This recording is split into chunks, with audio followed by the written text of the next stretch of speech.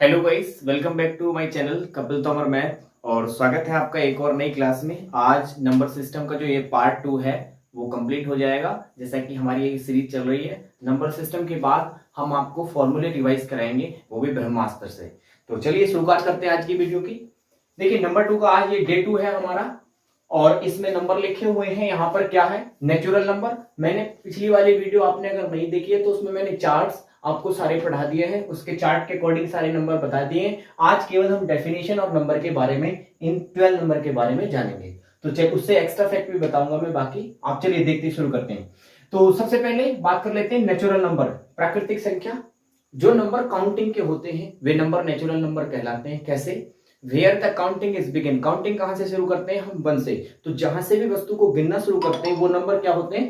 Counting के number होते हैं। तो यहां से 1 2 3 4 5 6 डॉट डॉट डॉट, ये नंबर कैसे कहलाएंगे आपके जी? काउंटिंग के नंबर। डेफिनेशन क्या है? A number where the counting is begin, जहां से काउंटिंग शुरू होती है।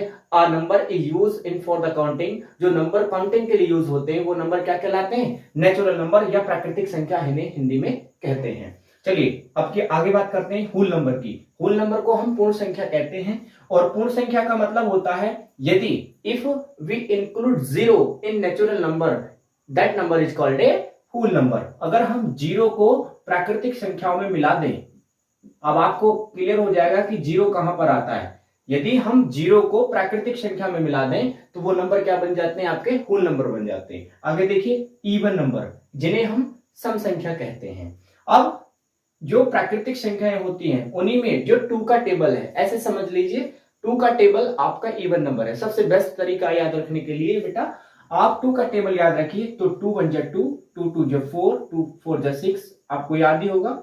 ऐसे डॉट डॉट डॉट डॉट जितने भी नंबर हैं ये आपके क्या कहलाएंगे? हमारे सम संख्याएं या इवन नंबर भी कहते हैं। Got it? चलिए आगे ऑड नंबर की बात कर लेते हैं। ऐसी संख्याएं जो 2 से डिवाइड नहीं होती हैं वो नंबर क्या कहलाते हैं? हमारे ऑड नंबर कहलाते हैं। 1 3 5 7 9 डॉट डॉट डॉट।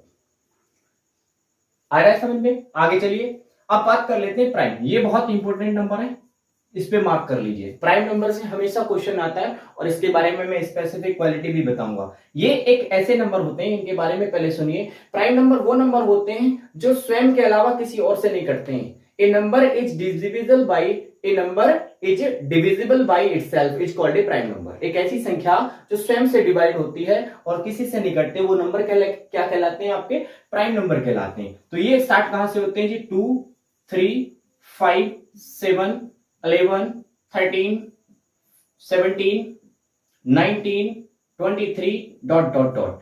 और ये प्राइम नंबर 1 से लेके 100 तक की जो संख्याएं हैं, 1 से लेके 100 तक की संख्याओं में ये 25 होते हैं। कितने होते हैं बेटा जी? 25। ये आपको ध्यान रखना है, डायरेक्ट क्वेश्चन आता है। और 1 से लेके 50 तक की अगर हम बात करें तो ये 15 होते हैं। और इन दोनों का जो डिफरेंस होता है कभी कभी पूछ लिया जाता है, सीडीएस जैसी परीक्षा में पूछा गया था एक बार मुझसे कि 1 से लेके 50 और 1 से लेके 100 तक के नंबर का डिफरेंस कितना हो गया? तो 25 में से 15 जाएगा, कितना आ जाएगा बेटा जी? 10 आ जाएगा। ओके चलिए प्राइम नंबर मुझे एक बार दोबारा बताने होंगे, समझ लीजिए। ऐसी संख्या जो स्वयं से कटती हैं, किसी और से नहीं कटती हैं, वो क्या कहलाते हैं? प्राइम नंबर कहलाते हैं। और इनके बारे में स्पेसिफिक क्वालिटी एक और है कि सबसे छोटा इवन प्राइम की बात करेगा तो ये 2 है। इवन प्राइम की बात करेगा ये even prime, smallest even prime number की बात करेगा 2 है। और स्मॉलेस्ट ऑड प्राइम की बात करेगा SOP, इसका मतलब है स्मॉलेस्ट ऑड प्राइम, तो वो क्या हो जाएगा बेटा जी? 3 हो जाएगा आपका।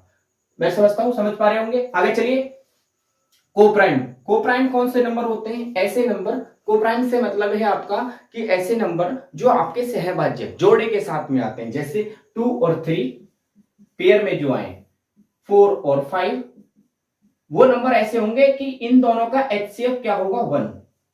HCF तो समझते हैं, जिनमें कुछ भी कॉमन ना हो उसका HCF क्या होना चाहिए? 1।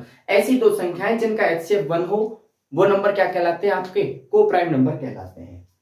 आगे चलिए अब बात कर लेते हैं कंपोजिट नंबर की। कंपोजिट नंबर क्या है? ऐसी नंबर जो भाज्य संख्याएं होती हैं, जो भाज्य संख्याएं जिनके एटलीस्ट 2 फैक्टर हो, 2 और मोर देन 2 फैक्टर, ऐसी संख्याएं जिनके 2 या 2 से अधिक फैक्टर होते हैं वो कंपोजिट नंबर कहलाते हैं। और ये स्टार्टिंग में आप कहां से शुरू होते हैं? सबसे स्मॉलेस्ट अगर कंपोजिट नंबर की बात करें तो वो 4 है, क्योंकि देखो आप 1 का भी कोई फैक्टर नहीं है, 2 का भी कोई फैक्टर नहीं है, 3 का भी कोई फैक्टर नहीं है, लेकिन 4 के कौन कौन से फैक्टर हैं?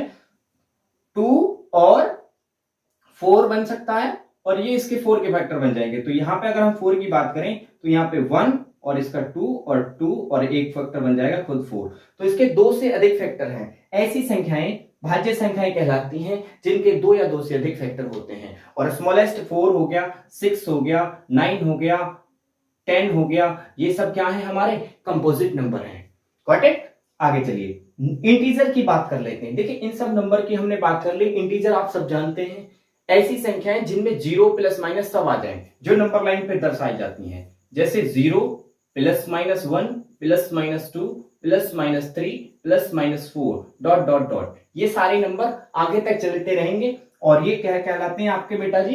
इंटीजर कहलाते हैं। क्या कहलाते हैं? इंटीजर्स। आगे देखिए रेशनल नंबर की अगर हम बात कर लें, परिमेय संख्याएं वो संख्याएं जो p बटे q की फॉर्म में लिखी जा सकती हैं। इंग्लिश में अगर डेफिनेशन की बात करें तो a number in the form of the p upon q where p does not equals to 0 and pq are the integer is called a rational number. तो ये हमारी परिमेय संख्याएं कहलाती हैं जैसे p अपॉन q की फॉर्म में हो और q does not equals to 0 हो और pq क्या हो? आपके इंटीजर हो। इन दोनों में से कुछ भी हो सकता है। एग्जाम्पल के लिए अगर मैं मानू 0 बटे 1 भी क्या है आपका? यहां पर क्यों कभी भी 0 के बराबर नहीं हो सकता।